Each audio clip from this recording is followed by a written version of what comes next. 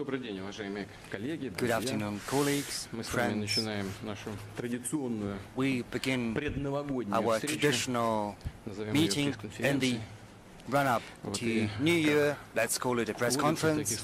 And as is tradition in such cases, I'd like to take several moments to talk a little bit about the outcomes of the year that is drawing nigh to the end. But I have the latest statistics, even though a lot has already been said about that. The statistics come from yesterday, from today.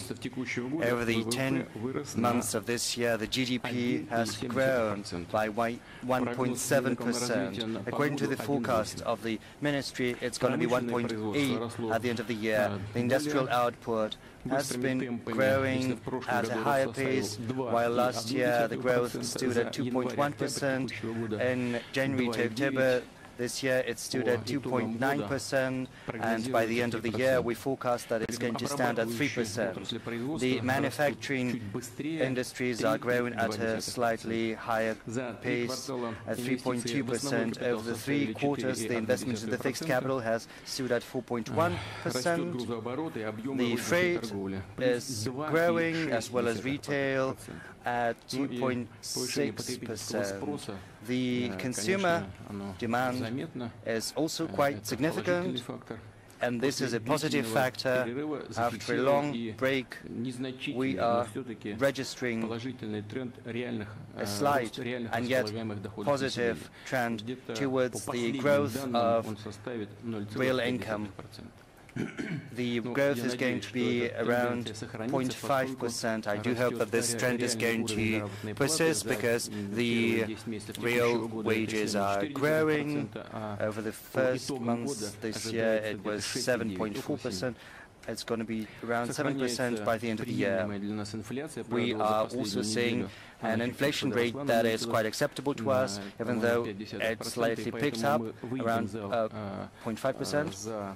So we're going to step beyond the target set forth by the central bank of 4%. It's going to be 4.1%, a little more than 4%. The unemployment is decreasing, which is encouraging. Last year it was at a historic low, standing at 5.2%. This year it's going to be even lower, 4.8%. We are seeing the growth of our trade surplus. Back in 2017 it was around $115 billion. Over 3 quarters this year it is 157, and we're going to see 190 by the end of the year. $190 billion. Our financial fundamentals are strengthening, as well as our reserves by 7% more than that. Right now it's 464. Even though at the beginning it was 432. For the first time since 2011 we see a surplus of the budget, and the surplus budget is going to be around 2.1% of the GDP. Our National Welfare Fund is also growing by around 22%. The average insurance pension for the elderly stood at 13,677 rubles at the beginning of the year. By the end of this year it's going to be 14,163, and our life expectancy has picked up slightly.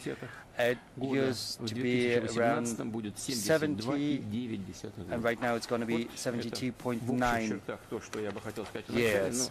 This is what I wanted to outline at the outset, but let's not waste our time. Let's dig straight into your questions and into my attempts at answering them. Thank you, colleagues. Let's begin. We give some priority to the Kremlin journalists who have been working during this year, during all the trips. Well, yes, we should always care about those who are most close to us. Itatas, let's begin with you. Give the mic to our TASS journalist Veronika Romanenko, TASS agency. It probably can be said that 2018 passed by under the slogan of new national projects set forth by your May decrees that are going to take immense sums of money, as is the plan. But some experts, and this is something mentioned previously in Yalta, fear that it is impractical or impossible to implement these national projects. How well have the criteria been thought through? The head of the accounts chamber says that it is impossible to assess the efficiency of such projects. Do you have any objections to that, to this criticism? You compel me to say several words about the very expediency of what you have mentioned. Some question whether we need these national projects at all, but I'd like to say something I have already said. We need a breakthrough. We have to leap into a new technological order. Without that, the country has no future. And this is a question of principal importance. And we have to understand that. How can we achieve that? We've got to concentrate the resources we've got. We have to find them and pull them together and throw them behind the priority avenues of development. But how can we do that? Just find money and give them to someone? No, we've got to formulate the tasks, to find the resources, something we were doing during 2017. The administration, the government were working on that so laboriously. Right now, people say that there are not many changes in the government, but these are mostly people who had been working on the development program for the country until 2024. They got to be responsible for what they planned. So how shall we organize our efforts? Just give away money, 2.8 trillion rubles, which is the budget of the national projects, and 6.5 trillion more for infrastructure in a separate bank. All these investments should be focused on some breakthrough things with relevant blueprints at hand. We call that national projects. These are clear objectives. Without these clear objectives, no matter how we pack and arrange everything, we could not reach tangible results. So we have come up with 12 national projects and an infrastructure development plan. I'll recall the main areas of that plan: healthcare, education and science, which is human capital. Without this, no breakthrough is possible, nothing will happen. Second is output and economy. All the economic things are in that blueprint. And second thing includes digital economy and the robo-techniques and infrastructure as well, which I have already mentioned. Why we got together in Yalta, in the Crimea, and discussed it together with the cabinet ministers and the regional governors, how to organize our work in the future, how to proceed on. Because there are some issues about the compliance and the execution control, and we should have effective oversight at hand and in place.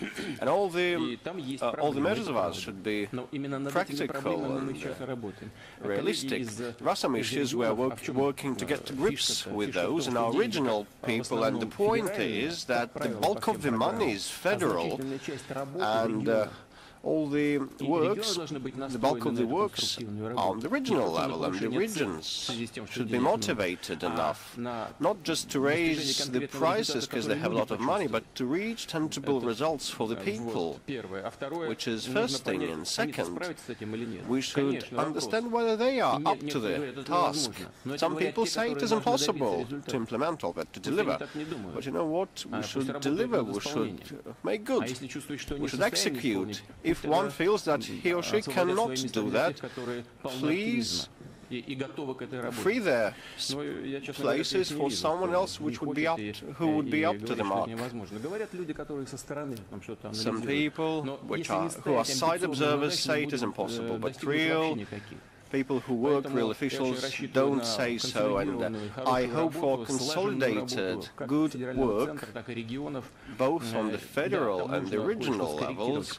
There should be some adjustments about the parameters, and we have received some bottom-up proposals, and I hope that the government would take them into account, and we will have adjustments, and we will proceed in the effective way. Okay, second channel, Russia. Pavel Zarubin, you may not introduce yourself. Russia TV channel, good day. I still would like to follow up on what has been touched upon. Many of the economic experts, including Mr. Kudrin, have been saying that the Russian economy for the past decade has been growing by as little as 1 percentage point, which is stagnation, by going around in circles. And you're speaking about a breakthrough, but, you know, by even minimal reckoning, we should have 4 to 5 times greater the rate of economic growth. The government promises to deliver, but they say that in the forthcoming years the GDP growth would be below 2%. So what does the government build upon in those forecasts and in planning future activities? And is it possible to reach this breakthrough with these inputs, or will the economy just live off the oil revenues, putting it aside and spending when need be? And are you happy with the Medvedev team, by and large? Dear friends, please respect each other. Just ask one question per person, no more. Just look. The economic growth rate at 1% for a certain period of time. Well, Mr. Kudrin was the Deputy Prime Minister at that time, by the by, so, you know, you shouldn't blame others if you may be found guilty yourself. So we cannot make the mechanical calculations. I respect Mr. Kudrin. He is a very good professional and my comrade, my mate. I listen attentively to what he has been saying. He is a reliable professional, but anyway, from 2008 to 2018, the economic growth was around 7.4%. If we just sum it all up, it will be just 1 percentage point per annum. But let's not be oblivious of how the economy developed. We saw higher rates, and we had troughs, ups and downs in 2009 after the global downturn. It was global, it was not Russian domestic downturn. We were not the origin of this economic crisis, so the decline back then was 7.8%, the economic decline, the slump of our economy, and later on, by and by, we recovered for some years, and then came 2015, 2014, we saw another crisis, and the sharp drop in the oil price, and oil is the main commodity we export. So we cannot calculate mechanically. But anyway, the country's GDP growth is one of the key parameters. We cannot provide for the necessary rate of economic growth unless we change the structure of our economy, the architecture. This is the aim of the national projects. We put that ahead of everything else, and we want to vest our economy with an innovative nature, to see greater rates of economic growth and more opportunities for development. And you have said that in the forthcoming several years will grow at a rate of around 2%. Yes, in the 2019 and 2020 they'll be at 2%, and starting with 2021 the government plans to see the 3.0 economic growth and even higher further on. I hope for that, and definitely we will have fluctuations, but the main thing that we put ahead of everything else is that we should leap into a new league of economies. It's not only about volume. ranking fifth in terms of the biggest economies. We used to rank fifth, be on top 5 of the global economies. But we need to lend our economy a brand new quality. This is what we aim for. Aim at. Are you happy with the Medvedev team? By and large, I am happy. Yes. Okay, why not go that way? I see Volgograd placard, the red placard saying Volgograd. Just bring the mic. Good afternoon, Mr. President. In Volgograd, we have had a wonderful year. We marked the 75th anniversary of the Stalingrad battle, and you made it a federal holiday. We're thankful to you, Mr. President, and we were quite successful in hosting the World Cup as well. Now, region has started being vibrant and has been picking up. A lot will be said about the economy, but our hopes and aspirations are as follows. In 1998, the Kachinsky College, a professional school that was created in the Tsarist times, was disbanded. But what we want is to have it back. Please think it over. When was it disbanded? In 1998. It was the holder of the red flag order. So 20 years passed, you know. I'm not sure what is left from this legendary school in 20 years' time, but the Defense Ministry of the Russian Federation, you know, trains personnel depending on the needs of the armed forces, so we should see what can be done about that, about this high military school of Kacha, not to waste the remaining leftovers of the tradition there. I'll ask the Defense Ministry's advice. Okay, here we can see in the first row a girl in black, dressed in black, without any placard, any writing, any sign. Mr. President, he has caught everybody's eye. Crime Agency, Maria Bogalyuk. Mr. President, this year's and next year's budget will see a surplus. Nevertheless, since the 1st of January, a number of steps will be enacted that will result in the price hike for a number of goods and services, like the VAT growth that will provoke the utilities tariffs and self-employed tax in pilot regions to be introduced. Does it chime well with economic policy? So you said the public utility bills and what?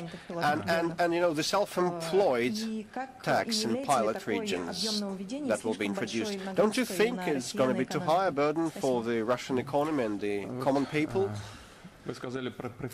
You mentioned this surplus, which is a very good indicator of whether the government has been effective. The economic block thereof, for the first time, as I have said in my introductory remarks, we are seeing the 2.1% surplus of our federal budget, the first time since 2014. But we should not be forgetful that being an oil producer, an exporter, that accounts for the bulk of the fiscal revenues, we also have the non-oil and gas deficit in our budget, which is what we receive after the sales of oil and gas. And I will remind you that back in 2009 that stood at around 13%, which was a lot. At the turn of the century it was around 3%, but as a result of an economic downturn, global economic downturn, later on we had to spend petrodollars in order to make good of our welfare measures and promises to our people. We spent the petrodollars, and our non-oil and gas deficit rose to a double-digit value of 13%. Now we have brought it down to 6.6 and next year we hope it to be at 6% and keep being flat for some years on, which testifies of the sustainability of our economy. So in order to see this parameter flat, we have to raise the VAT. This is first thing. Second, in many countries VAT is at 20 or even higher percentage points, and we had it higher as well, but we reduced it. But the effective VAT rate for the whole of the economy in general would be lower, because we have maintained the bulk of the benefits, children's items and medicines production. IT companies also will keep enjoying some tax benefits. So we preserve those, and the effective rate would be lower. And I really hope it's going to be a one-off thing. And we may see a slight upswing in prices at the start of the year, and later on it's going to be waning. And the central bank has been introducing steps to prevent the growth of inflation. The policy rate was raised by 0.25 percentage points in order to avoid a price hike in future and high inflation. On the whole, I think it is a well-conceived decision, providing additional fiscal revenue, and we will be able to deliver upon our pledges and development plans, I mean the national projects. With respect to the utility bills, in the past year, they grew by 4% on average, and next year we will see two phases of the increment 1.7, and the second stage will see a 2.4% increase, 4.1 in total. Why have we split it into stages? Because of the VAT growth, we probably may see the growth of prices of goods and services needed for the public utility operation. So, in order to safeguard the interests of our citizens, we've made a decision to accomplish this process in two stages, but the overall growth should not be higher than 4.1%. And the government decides if it is indeed very much needed in the region, and the current situation requires a higher rate, then it would be an exception, but that needs to be discussed with the government of the Russian Federation. Yes, yes. First channel, please. That's very interesting. You said that you will tell us where the revenues are, where the profits are, so do tell. Good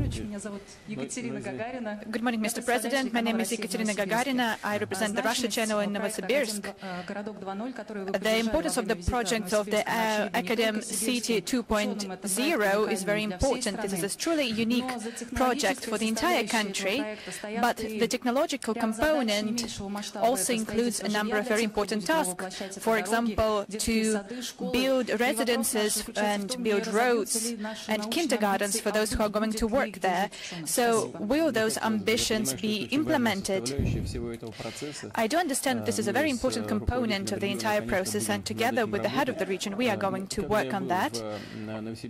When I was in Novosibirsk, we discussed it with my colleagues, but the first task of the federal power is to adhere to its commitments when it comes to the development of this scientific city, the academic city, because they earn money using those high-tech innovations. If additional measures would be required to resolve the social component, then we'll undertake additional measures. The mortgage rate is growing, and this is great, and we are going to support that. More than 20% we have observed this growth in mortgage credits, and if there's this dire need to help by the federal powers, then we can discuss that. Please give the microphone. Mr. President, good afternoon, Sergei Marov, Zvezda newspaper. Going from particulars to the general. Next to our office, there's a plant who's been undertaking titanic efforts in order to create the manufacturing process for producing clothes. It's understandable what they want to do. And I've been undertaking consultations with those who work on this flax factory, and the research institutes who works on flax is now being eliminated altogether. This is the last institution, the higher education institutions, which prepares and trains staff for this industry. So there's a difference between what the state wants and what the institution wants. So, Mr. President, how do you assess the current state of manufacturing and its growth rate? And do you believe that you're providing enough support to local producers?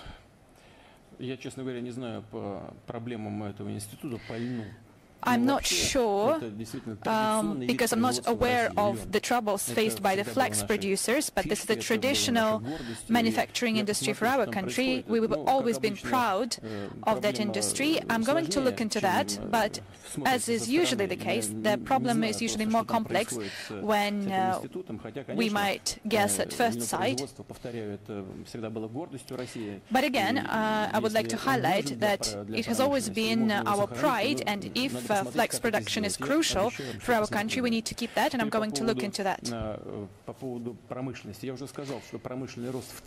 As for industrial growth, I've already said that it's generally higher than the GDP growth. It's 3%, and manufacturing 3.2% growth. Those are some good numbers. As for light industry, it's been developing even more rapidly. Food production has grown over 10 months for 13%, which is also testimony to the fact that consumer rate is growing. As for clothes and shoes, we observe a growth of 9%, and this is indeed a very good number. Now, as for support, whether we are providing enough support, of course we are not providing enough.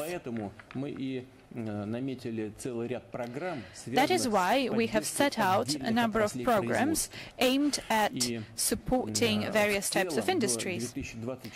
And up to 2024, the overall volume of support will be 1,376 billion rubles.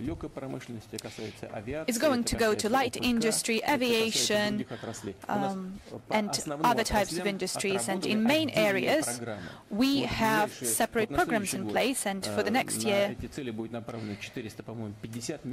we are going to allocate 450 billion rubles for these purposes. Then a year later, 470 billion rubles. The overall volume is 1,376 billion rubles. I'm sorry, but I promised to Anton Vernitsky from the first channel that he would have an opportunity to ask the question. In our Soviet childhood, Mr. President, we were all afraid of the nuclear war. We even had the songs about that. So you're not afraid now? So some 40 years have passed since then, and now major publications across the pond are now publishing the scenarios, the possible scenarios of nuclear exchanges between the US and Russia. And now we hear the word war more and more often. Can you, as a president, help to pacify my little son who, just like me, is afraid of the nuclear war? What can you do to do that?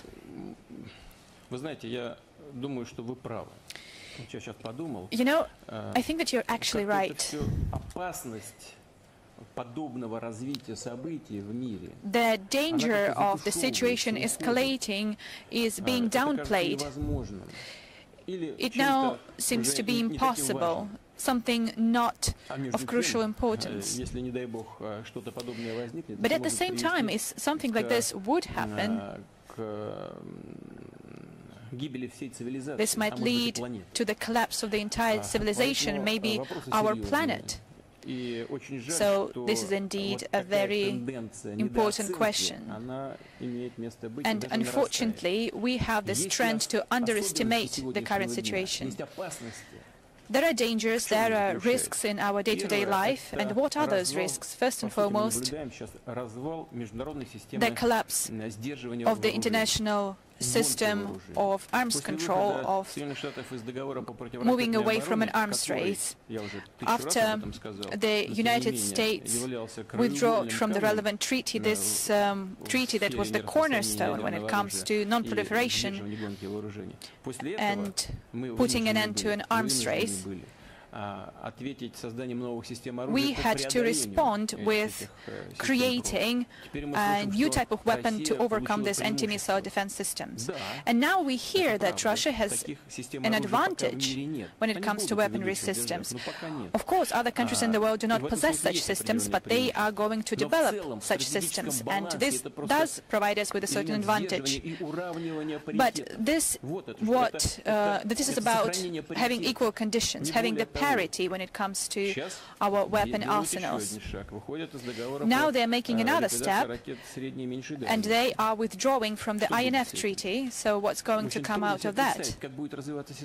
It's hard to imagine what is going to happen next. If those missiles would be positioned in Europe, what are we going to do? We will need to ensure that we are safe.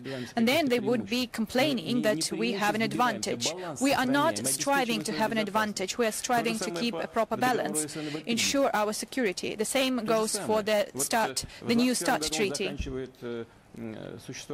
It expires in 2021. We do not have any negotiations in place as of yet, so you're not interested in that, you don't want to keep that. That's okay. We can ensure our safety, we know how to do that. But for humanity in general, this is a bad thing, because it leads us to a very risky verge. There's a trend to lower this threshold of actually using those weapons. They want to make small-scale nuclear weapons in order to use them tactically. Some analysts are already expressing such ideas that maybe perhaps it's not such a bad thing and we can use it, but lowering the threshold might lead to a global nuclear catastrophe. And secondly, the use of ballistic missiles, non-nuclear ballistic missiles. Although our American partners seems to have decided against it, but the idea is there. And the ballistic missile has been launched, nuclear or non-nuclear, or in the prevention systems, they record the place of launch, and in several seconds they define the trajectory and the possible target.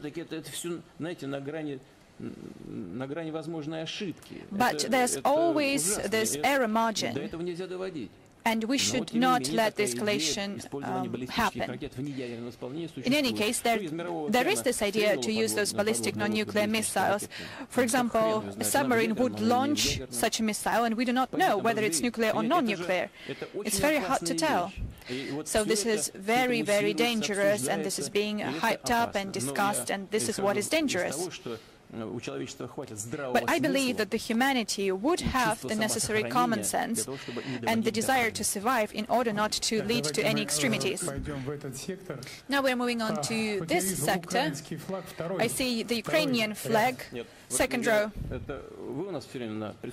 So it's you who is always present at these events. You're from Ukraine, this is our colleague from Ukraine. And my colleague said that we should not let him ask a question because he's going to make a row. Are you going to make a row? Yes, please.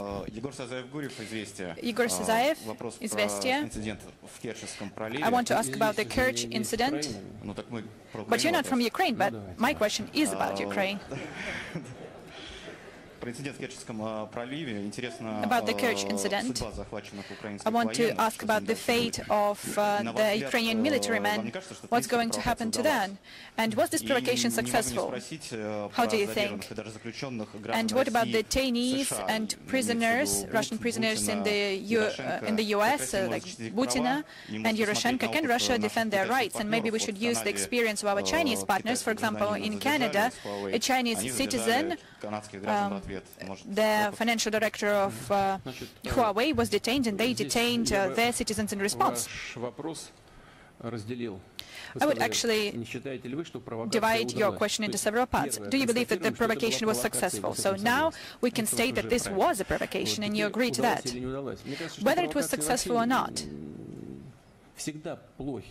I believe that provocations are never successful, so to say.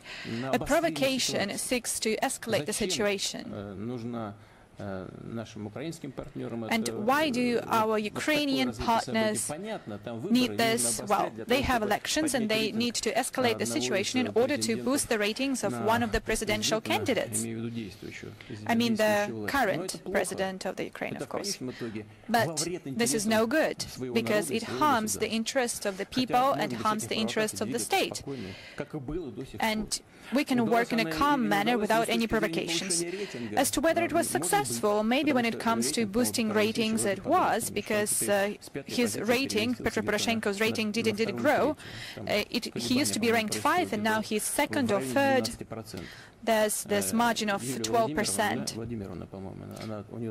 And Yulia Tymoshenko has more than 20%, while Zelensky and the rest of them, Boyko and Poroshenko, have some 12% rating. So I guess that he did accomplish something, but he did sacrifice the interests of his country. So this is a bad way to boost your rating. As for the future and the fate of the Ukrainian military men, they were sent to die, actually. And I see that the ruling circles are not satisfied with the fact that no one died, because they wanted some of them to die, but fortunately that was not the case. The investigation is ongoing, and after that we will determine what to do. And now please give the floor to our colleague from Ukraine. Thank you. No scandal. Like in the past. Vladimir Vladimirovich, how much do you spend to support occupied Donbass? Because they are living, they are poor and they are slaves of Russia, to call the spade the spade. You are afraid of nuclear catastrophe, nuclear war, but at the same time, not only war, you are getting ready to the war with NATO, and you are shooting at Ukrainian citizens. You actually ordered to shoot at our sailors. So what are the conditions of changing them? And now about elections. Conditions of exchanging them, Ukrainian political prisoners and Ukrainian POWs. You need Russian citizens or not? And now about elections. You are analyzing, you keep analyzing ratings. No, I'm not analyzing, I'm just looking at them. You are intervening into the election process like you've done in case of United States in the past. Don't you think that it could happen that there will be no direct dialogue between Ukrainian and Russian presidents until you change your job? Well, okay, as to the people suffering, people living in Donbass, you are Ukrainian citizen, and you believe that these people are your citizens, Ukrainian citizens, those who live in this territory, on this territory. Who actually imposed blockade, blocked Donbass from other Ukrainian territory, not Russia, but Ukrainian government. They've imposed 100% economic blockade of against the territory which they consider their own, and they are shooting at the citizens, which they believe they believe that they are Ukrainian citizens. Every day, peaceful men and women are dying, and we are supporting them, we are helping them, people living in Donbass, only to help them to survive, not to avoid the situation when they could be killed and annihilated. And we will keep doing this, because trying to solve political issues using force, and we keep noticing this for many years already, and the Ukrainian government keeps doing this, so they won't be successful. This should be understood. Now, how we should settle our relations? Who will stay at the power? Who will stay at the position of power or not? It's not the main thing. The main thing is our attitude towards people, and we would like to see Donbass peaceful and rich territory, because Ukraine is still our one of the main trade partner. Our trade turnover is growing in spite of all efforts of Ukrainian government. I'm talking about last year and this year. Well, it's not strange. It's not strange, because we have just natural relations, natural links and ties, and they are demonstrating its efficiency.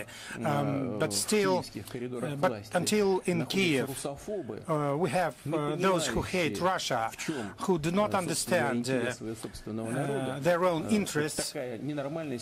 This abnormal situation will still be there, independently who is holding the position of power in Kremlin.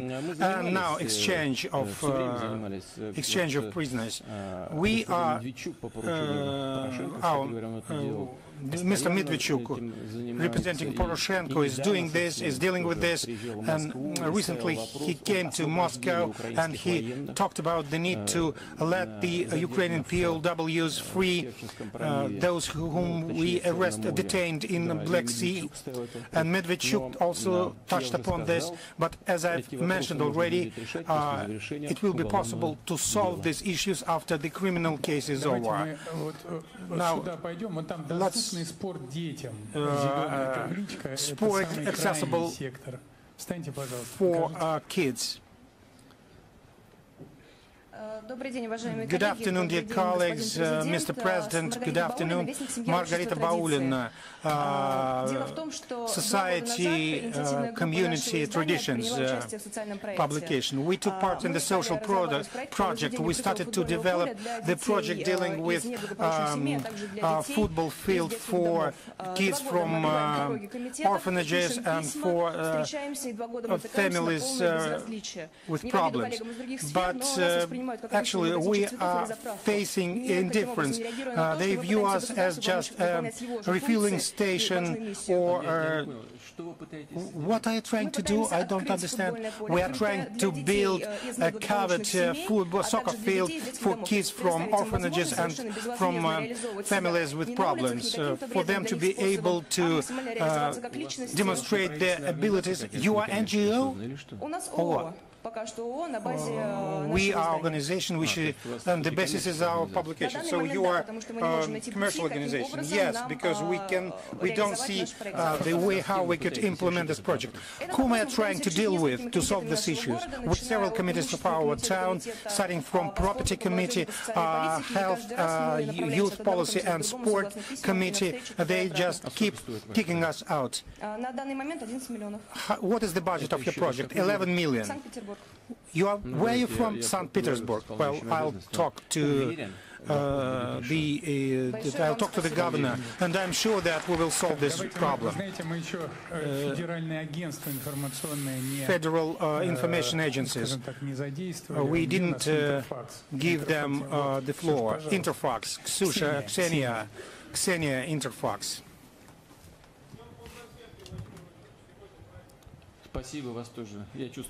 I'd like to congratulate you with the day of counterintelligence officers. No microphone, I'm sorry. Well, our intelligence and counterintelligence and in the information special agents, well, in the information profession is the same. We're dealing with information, you are dealing with information, and special services are dealing with information. So I'm from the information agency Interfax, Ksenia Golovanova. Recently, our society, and mainly our youth, is facing rather strange activities of our government, which provoke rather tense situation. You know about well, you are doubting my abilities. Well, I know this word. I knew this word before. I had rappers among our trustees with tattoos, but the person whom I'm talking about is a great person and great artist. The council dedicated to the culture, you said that if you cannot oppose a movement, you should be the leader. You should become a leader of this movement. Why our state is trying to intervene into the situation? Well, they are singing their songs, probably using four-letter words, but nothing bad about this. And another problem related to our youth. Now everybody is preoccupied with the legislative initiative, which has to do with the following. If you say something bad about our state, about our government, then you will be held responsible, and this responsibility will even more tough. Will be even tougher. Don't you afraid to lose youth? As to the possibility to lose or actually acquire authority among young people. When they tell me about young people, I it reminds me of our heroic and tragic pages of our history. Let's remember the company of our paratroopers, of our airborne company. Well, 99 persons after secondary school, 99 persons after against 2000. So 6 persons survived after 3 days of combat, hand-to-hand combat. They used knives and spades to hold their position. 19-year-old, 20-year-old boys, they are heroes. And what about volunteers? We have thousands and thousands of them. During our soccer World Cup, 35,000 volunteers worked there, and people who are looking for remnants of the World War II, well, thousands of them. All of them are young persons. And this society, this part of the society is has a huge roots, and they are young people. They are the basis for today and for the future of our country. We have young scientists, we have talented musicians and artists among them, rappers as well. As to the holding responsible persons who actually talk bad about our banner, about our country, in each and every country they have this, and we shall respect our country. There are rules which should be respected. If we have responsibility outside internet, we should have the same responsibility inside the net. What is the difference? Internet is part and parcel of our day-to-day life. It's in all aspects of our life. These rappers have been detained. Well, I agree with this. No need to do this. We have just the opposite results. Nothing good here. But at the same time, nothing good in their songs we're using four-letter words. Let them do this. Well, recently I've assisted in the anniversary of Timur Kanov, 80 years old. He said just a normal thing, nothing special, he said, but he said the right thing. Art exists not to support low motives or interests or a low profile of our culture. The culture exists to upgrade this level. That's why, well, one shall not be punished because of that. It's not correct, it's not right. But there are other things. It was broadcasted directly, and I talked to my interlocutor at the meeting of the Council of the Culture. Let's just argue violently. Well, actually, this idea didn't cross our minds. We shall not support this, no. But there are other things, like, for example, advertising drugs. Why do we need our youth to use drugs? Why shall we support this? Why it will lead to degradation of our people, of our nation, of our youth. We don't want this. Someone would like to use this propaganda of drugs. Let him or her do this. We don't want to do this, and we shall not be indifferent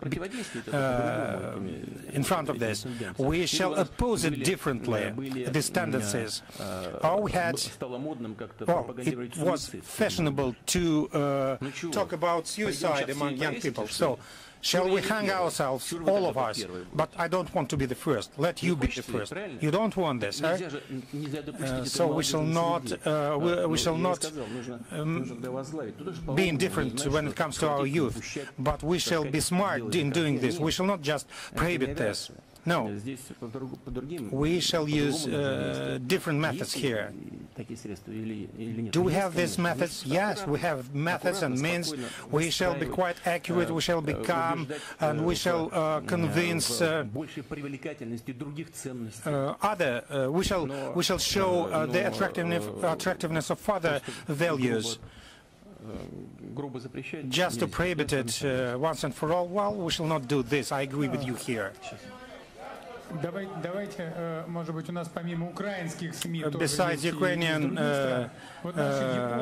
press, we have other press, for example, from Japan, Kyoto to Sin, just in the middle. Microphone, please.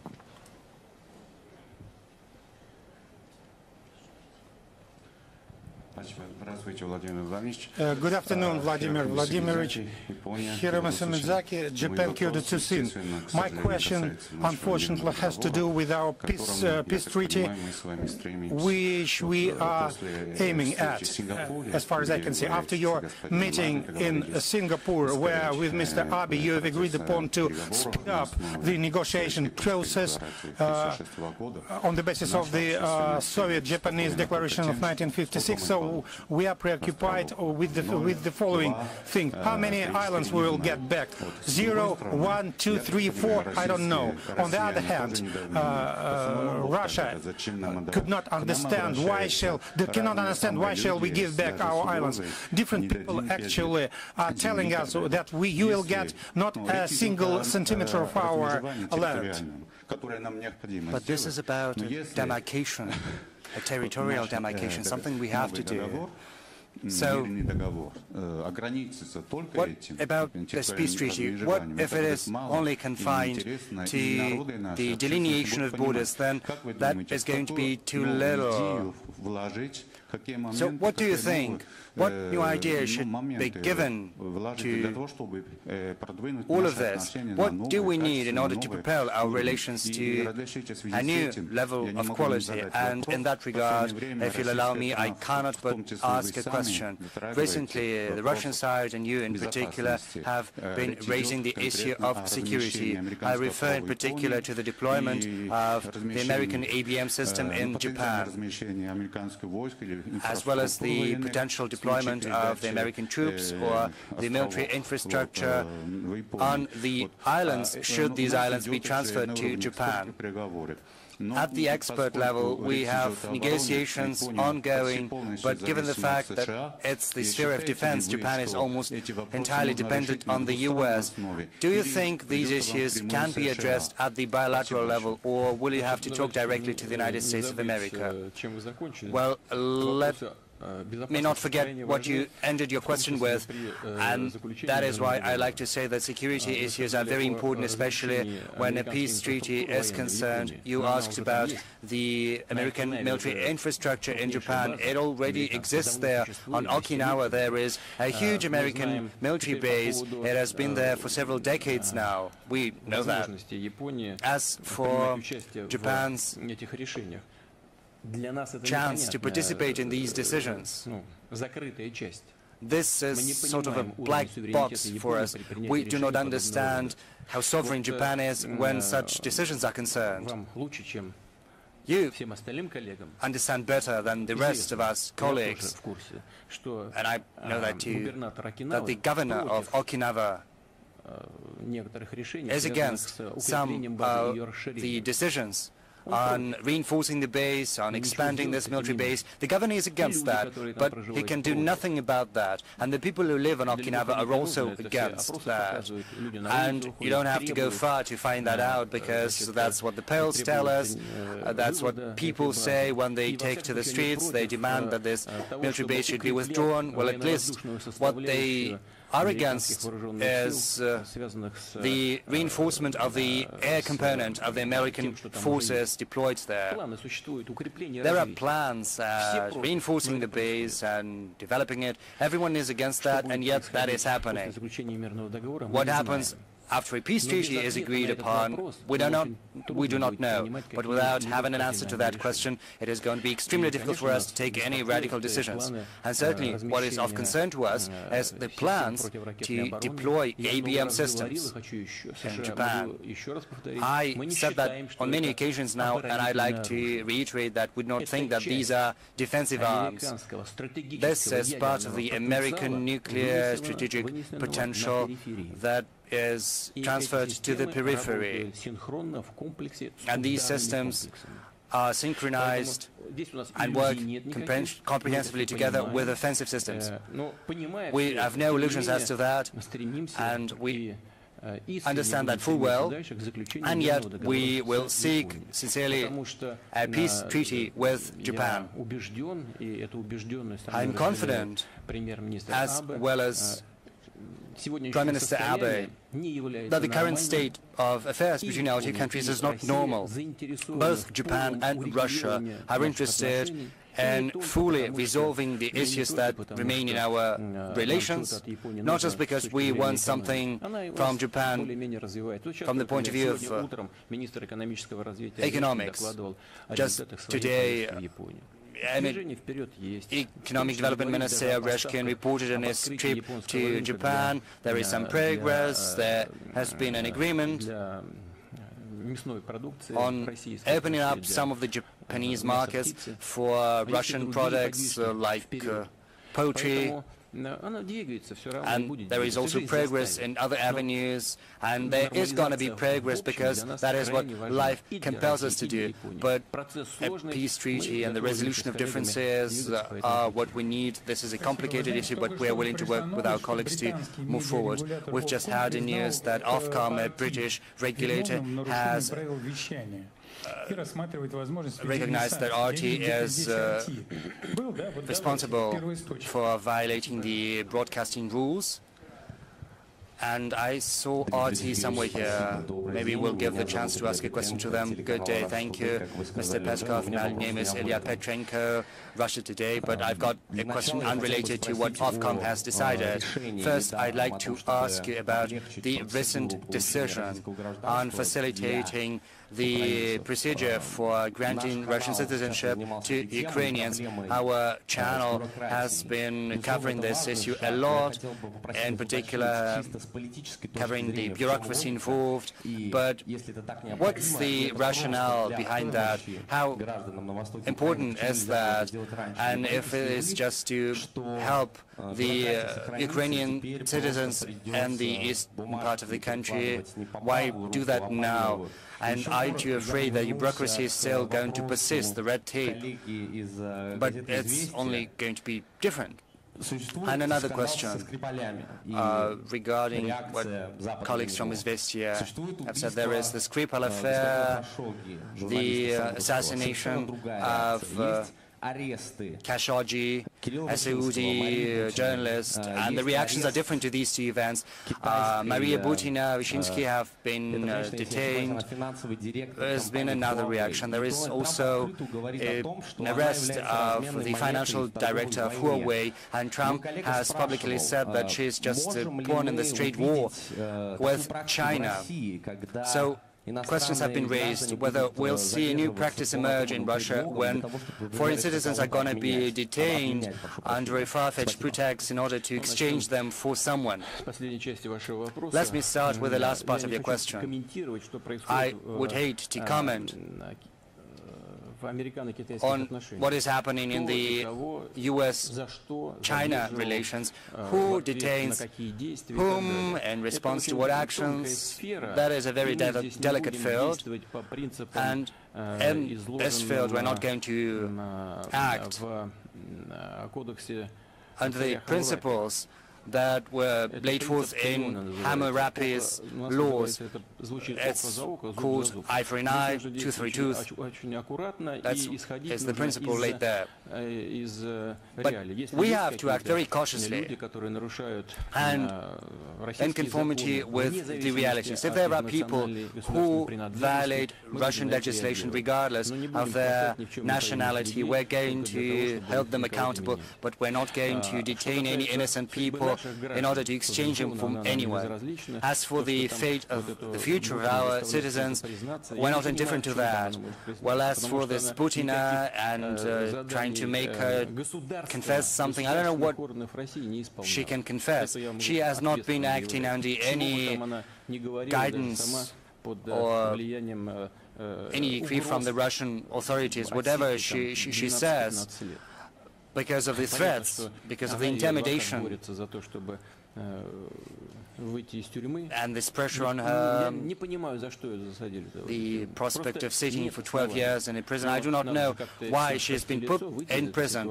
There are no foundations for that, but everyone wants to emerge from that with their reputation intact. I mean the American justice systems, but of course we're not indifferent to her future. We're going to monitor it and support her as far as we can. As for the Skripal affair, there's nothing for me to comment on. And Khashoggi has been assassinating, that is evident, everyone has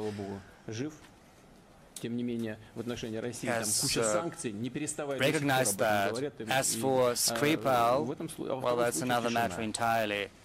So one thing has led to a stop of sanctions and the other to complete silence. That is the politicized Russophobic approach. That is yet another pretext in order to mount yet another attack on Russia. If there had been no Skripal, then they would have come up with something else. There is only one goal I see behind it, and that is to constrain Russia, to prevent it from developing, because we are seen as a rival.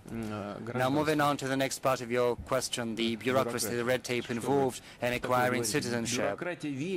Well, bureaucracy is eternal. One cannot overcome it, nor can one live without it. But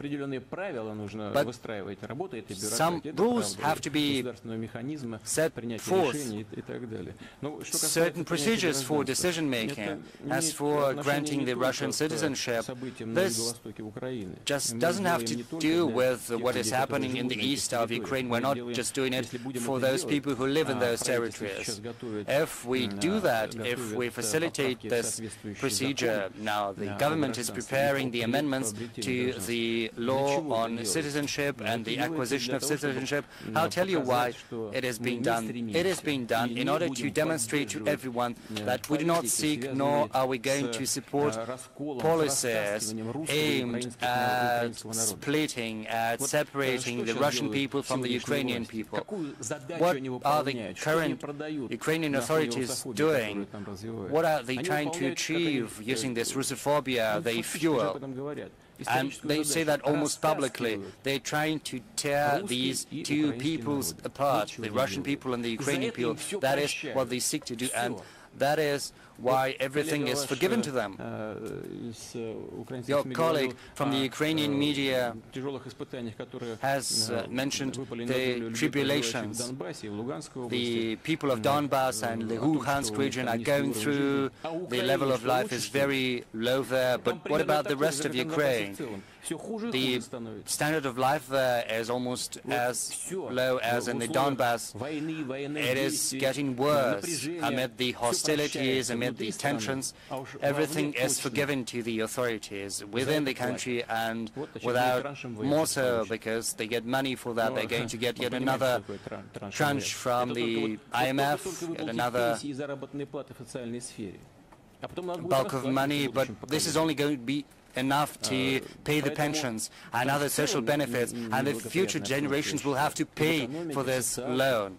But on the whole, the situation there is not that good in the economic sphere, in the social sphere, in internal politics. And yet our two peoples are very close. We have historical roots going deep, and we're going to do everything in order to support this closeness, this proximity. Right now, amendments are being prepared to the citizenship law, and these amendments are going to be passed early next year. Maybe regional media. I see the Caucasia newspaper, a very small placard. Could you speak a little bit louder, please? Mr. President, I'm from Caucasia newspaper. I would like to raise the issue of the recent regional elections. It's no secret that in several regions the elections have been very emotional, very tense. Sometimes it has taken a lot to complete the elections in Primoria. They have only over now. Caucasia took 2 months to vote, but after this protest vote, opposition parties arrived in power. And Caucasia, we've got a candidate from the Communist Party in Karabarovsk and Vladimir regions, from the Liberal Democratic Party. And that begs the question, why do you think this has happened?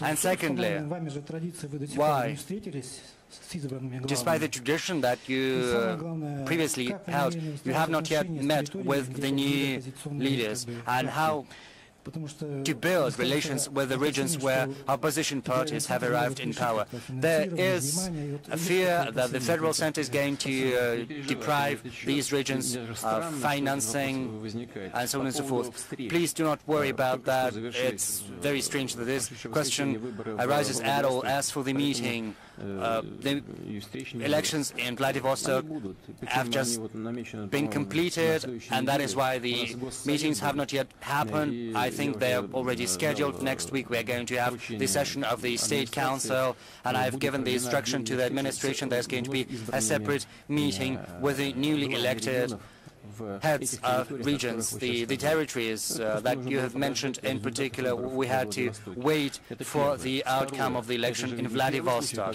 That's the first thing. Secondly, this is not the first time when we see opposition party candidates arrive in power during the vote. You know that the Liberal Democratic Party candidate is the head of Smolensk region, and I think in Omsk there is an opposition party. In other regions there are communists in power, and they are working very well. I'm not a member of any party. I was one of the founders of the United Russia Party, but the President should not be a party member in this country. What matters most for me is that the people in the Rimland should feel that the life is changing for the better, and once they decide to support this or that person who is not representing the United Russia Party, it's up to them to decide. And I will help and avail any of the elected heads of regions, but the point is that this person elected should be up to the task and be able to deliver on his electoral pledges to people. Okay, let's continue. Ria Novosti is the one from the pool yet to ask a question. Lina Glushakova, RIA Novosti Newswire, good day. I have a poster representing Masha and the bear, and as my colleagues have said, for a number of years we have been under a great deal of sanctions, and we get confused, and sometimes even the cartoon protagonists are subject to sanctions. But they want to impose even stricter sanctions, like the American lawmakers are getting ready for that. Does Russia brace itself for the new round of sanctions, and does the government has a plan to minimize the after effects for the economy, and what may these after effects be? Well, we mentioned these sanctions on many occasions. If you want me to repeat that, okay. In the course of our history, the Russian Federation, Russia has lived under restrictions and sanctions throughout all our history. Let's go look back to the 19th century, in the 12th century, it's all the same. Just lead through the diplomatic correspondence of the late 19th and early 20th centuries, it's all the same. Our diplomats were called to bring Caucasus to order and do this and that. Why so? With what is it linked? I said that before, and I hope you understand, most of you understand. It is because the power of the Russian Federation has been rising, the competitiveness is on the rise. There is a new powerful stakeholder to be reckoned with, and many parties don't want that.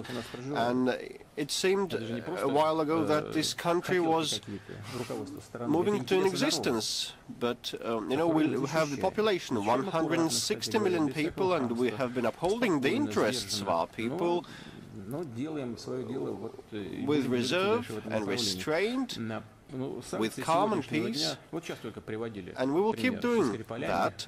And the Skripal case was cited, and Khashoggi once again, and it has no sense, just additional measures to contain the Russian Federation. Our economy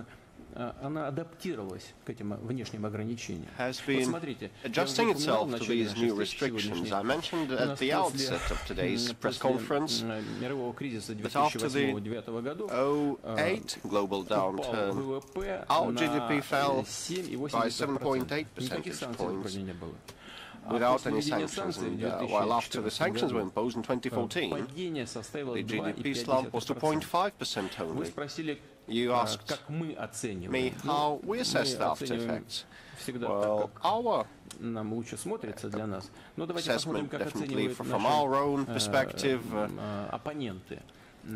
it is one thing, but let's look at how the opponents of ours assess the sanctions, like the Treasury Department of the US believes that this 2.5% fall in 2015 is related only by one-third to sanctions, and the two-thirds is because of this fall is because of the slump in the hydrocarbons price. I think that the share of sanctions is less than one-third.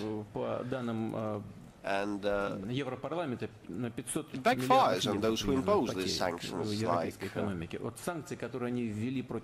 European economy lost around 500 billion euro as a result of these sanctions imposed.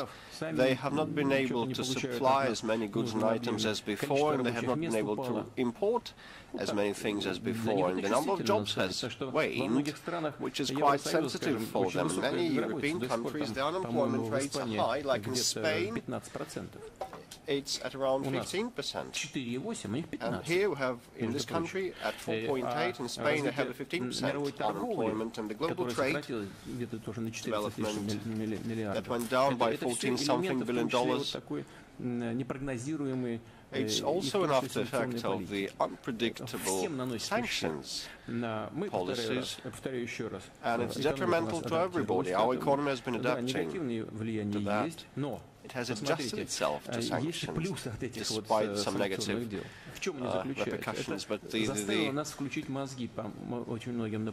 are definitely some of the positive things, like we have started thinking and using our own mind and using our own resources. The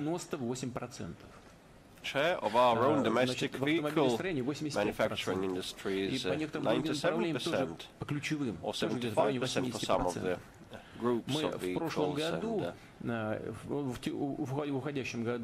other technical devices. Last year and this year we spent 600 million rubles on import substitution.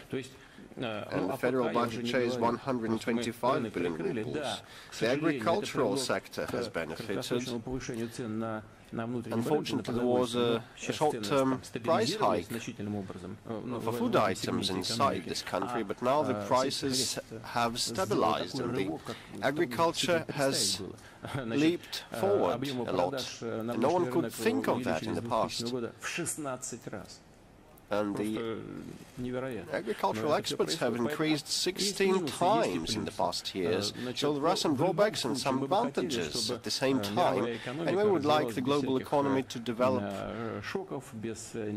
without any shocks or illegitimate action or external constraints for the benefit of the global economy. Okay, this time, this flank, regional media, Chelyabinsk. Okay, but you know, I see the sign KGB and children. Today is the 20th of December, which is the KGB, used to be the KGB day. Why this sign, KGB and children? Please pass the mic over there.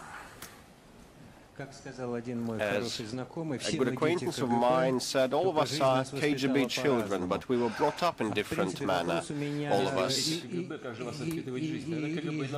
How KGB brought you up? Probably life brought you up. KGB stopped educating us anyway. Now there is a demand in our society to see more social justice, and 66%, according to polls, are nostalgic about the USSR. So my question is whether it is possible to restore socialism in this country, to come back to socialism. I think it is hardly possible. I believe that we have seen an overhaul in our society. In-depth going changes have happened, and it is impossible to restore socialism. There may be some elements of socialism in the welfare, in our economy, but anyway, you know what? It always results in spending outriding the revenues, the budget revenues, and we end up in a gridlock at the end of the day. But, you know, the tenets of the fair distribution of resources and the fair treatment of all those below poverty line, and structuring the government's policies around trying to reduce to a minimum the number of people below the poverty line, as well as being able to provide the bulk of the people with decent health care and education that will be affordable and accessible to them. If we mean socialism in this sense, this is what we have been doing, getting to grips with that, and this is why our national projects have been enacted. They're aimed at that. Okay, if it's not about KGB, then let's give the floor to Chelyabinsk. Thank you. My name is Yanis Konechny. I represent South Urals in the city of Chelyabinsk. My question is not about our city of Chelyabinsk, it's about all of the country. It's about litter segregation and treatment. Now, not a single city has a well-established, well-ingrained culture of litter segregation and treatment and processing. A colleague of mine is a fiend of litter segregation, but all of her flat is full of containers, but she should take those containers by car to the opposite end of the city to submit to a plant. You know, some of the infrastructure installations have been appearing, but you know, it's just pittance, it's a very small number of these. Why not use the international best practices to process and treat our litter and waste? You know, the situation is difficult, but the answer is simple. We've never done that before. For decades, since the Soviet times, it was dumped to landfills and pits, and no one did any processing, any treatment at all. Just some pinpointed steps were taken. We know we have 70 or 80 million tons of waste per annum, and we should somehow recycle and treat that. And with the rapid development of consumer industry and other industries, we have seen more litter, more chemicals, more plastics. In the Pacific Ocean, they have islands the size of France with full of litter, full of plastic containers and bottles. And in this country, it's just dumped landfills inside the Russian Federation. We should liquidate the illegal landfills, which is measure number one, and number two is to build a brand new recycling and treatment industry. Your colleague is a good example of the site, but you know, we should have more such people, and the regions and municipalities should provide a good context and incentives for litter segregation and processing. I can understand those people who are against building plants. But anyway, you mentioned the international best practices. What we need are the very best practices. And the environmental champions and activists sometimes don't object even to building litter incineration plants. But they should have the proper filter systems, which is the most expensive part of these plants. Anyway, we need the proper methodology. In Tokyo, probably your colleague would confirm that in the downtown they have the litter incineration plants built. No smell, nothing reeks, because the technology has been maintained. Till 2024 we are to build 200 litter processing plants. At least 100 per country. I'm not sure whether it's enough. Mr. President, probably the Chinese colleagues should be given a chance. Xinhua News Wire, and we'll give the floor to you as well.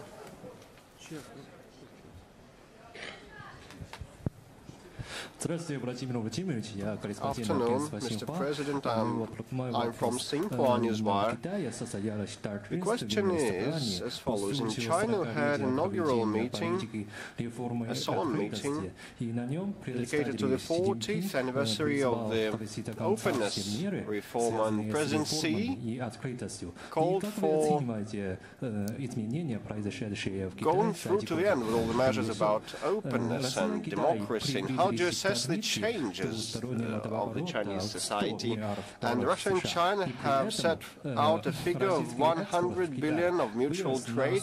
Russian exports to China increased by 44%, outpacing Chinese imports by $10 billion.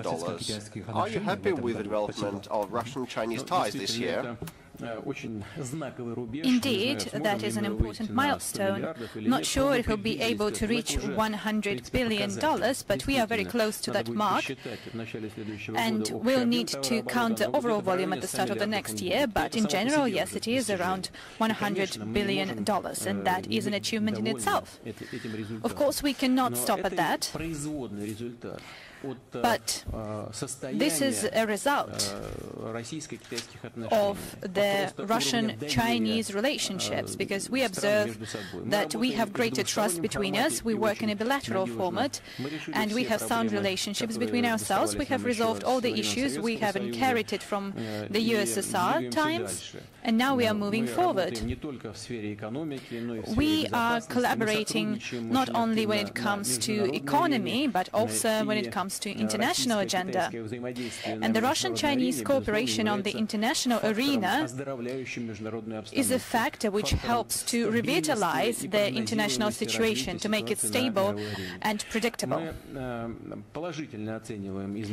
We positively assess the changes that we saw in China, and for such a country as China, with a population of 1,300,000,000 people, stability is crucial, especially when it comes to domestic policy, including the staff matters. And President Xi Jinping made the decision, and his party members supported him. And I guess that the decision was the correct one. Stability guarantees progressive development for China. And here we have some journalists from our regions. And Yakutia, please. Thank you very much. Alexander Ilyin, Yakutia newspaper. The Crimean Bridge is a symbol of the return of Crimea to Russia. And a bridge over the Lena River might become a symbol of the Asian part of the Russian territory. And now the question is as such, should we expect such bridge to be constructed? And if yes, then when? Because we really need it.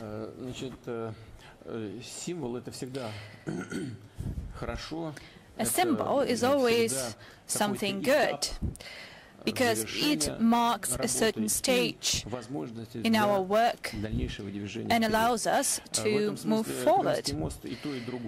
That is why the Crimean Bridge is actually both. It is a symbol of the reunification of Russia and Crimea, and this also provides some additional opportunities for the development of the peninsula. This is also very important. The same is true for the bridge over Lena River. You said that it should be linked to development, and this is what we actually need to assess. The cost of the bridge, and as we've said for several years now, this is very expensive, and we need to understand whether the bridge is going to come straight to the city, or maybe we might develop the region in general on the other shore of the Lena River, to develop the economy, the infrastructure, find some possible fields, etc., etc. So we need to compare the expenses and the gains, the potential gains for the economy of the region in general. So if our colleague of the Ministry of Transport or the Ministry of Economy would negotiate it between themselves, then we'll implement the project. Yes, nature, yes, motherland, people, that's great. Let's do that. We'll move on to gas. We are not running out of gas. We have greatest oil, gas reserves in the world. Only in Yamal we have 67 trillion of cubic meters of gas. Mr. President, thank you very much for this opportunity to ask a question. I'm the head editor of the Society and Ecology, and I've been publishing this for some 19 years in St. Petersburg, and next year we will mark 20 years since the establishment of our newspaper. It's a small publication, but a sustainable one. Yes, we'll celebrate that.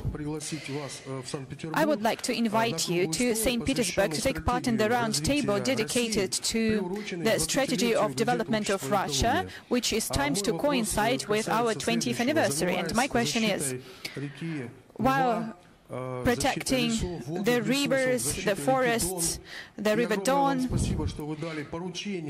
I would like to highlight that at the Russian Media Forum on the 23rd of April, you have tasked your people to talk you about this dangerous object with being constructed or not. And at the Economic Forum, we've heard that the task is still going ahead, but the decision was actually made for you, and the local authorities do not want to act on your decision. So please pay attention to the Don River. It is a very great river, just like Neva is, for example. And recently we had a cultural council on the 15th of December at the Konstantinovsky Palace, and all the questions asked there were very important, for example, about drug addiction, but Andrei Mikhalkov-Konchalovsky asked one of the most crucial questions, and this is what I have on my placard. He said that there is no idea, this great strategy for Russian development. Back in the Orthodox Empire, we had this triad of values and then the moral code for the communism builders, and now we do not know what we are even building. They don't have the moral code for the capitalism builders. So I have this triad on my placard, and I would ask you to refer to our federal channels, the First Channel and the NTV, for them to hold a national discussions as to what kind of Russia we are going to build and we are going to see. So nature, motherland, people, this is what I suggest, and one cannot do without the other.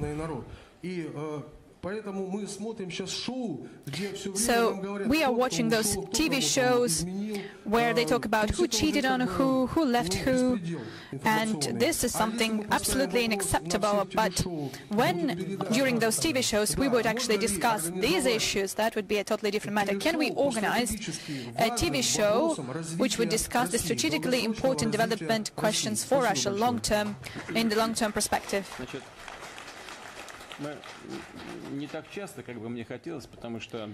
It is not so often that we meet, because Andrei Konchalovsky is a very interesting person to talk to. He has thorough knowledge and he has his own opinion, and he's not shy to express it, regardless of whether anyone likes it or not. He is not trying to adjust to anyone. He says what he thinks. He's a very thorough and knowledgeable person. As to whether we have some idea for further development of the country, I've said it several times, that in the best possible meaning, patriotism is the basis for a stronger statehood, in the broadest and the most noble sense of the word. Now, as for the fact that a lot of TV channels and on the internet we see some shows which is hardly worthy of the broadcast time that is allocated for it. I talked to Daniil Granin at our last meeting. We had a discussion, a private discussion. We've talked for a while, and I have not seen him after that, because he died. And he said, you need to do something about it. With what? I said, we are all tired of this. Of what? Every TV channel shows like who stole what, stole how much, and how they stole it. So we are tired of that, and don't we have something light, something more light-hearted in our life? But I guess this is the strategy of those TV channels. That's what I said to him. But I guess that recently we see some improvements in this area as well, and information is becoming more well-balanced. Although I rarely watch TV and I do not often surf the internet, I just don't have the time for that. But I just try to follow the general events, and I guess that the situation is improving. But to discuss the topic that you suggested, well, I guess there's no harm in that. We need to discuss it with our colleagues. So everyone has heard what you said, and I guess that they would respond. Just a second. Chicago Tribune, please. And Afghanistan, yes, later on.